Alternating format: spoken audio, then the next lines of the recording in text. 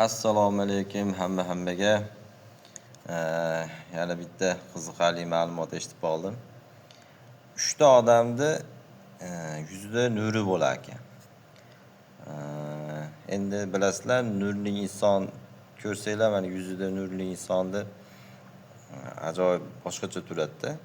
Chiroyli inson boshqa, nurli boshqa-da. Endi chiroyli, tabiatan chiroyli tug'ilgan. Ba'zi insonlar bo'ladi, o'zi chiroyi uncha bo'lmaydi, lekin istarasi bo'ladi, nuri bo'ladi.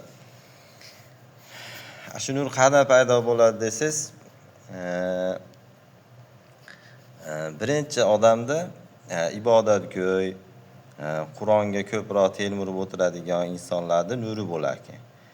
Keyin mana onalarimiz, otalarimiz umraga, hojiga borishadi, katta ulug'larimiz.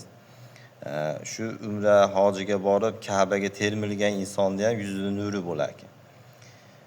Uchinchisi, ota-onasi hayot bo'lsa, ikkovidan bittasigami, qaysi biriga yoki ikkosiga ko'proq termilgan insonni yuzida ham nuri bo'lar ekan.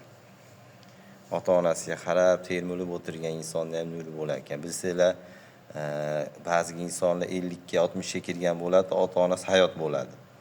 Yoshdek turaveradi, chiroyli bo'lib.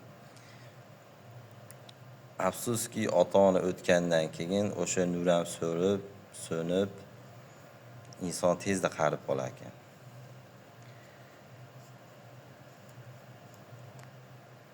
Shunaqa ekan.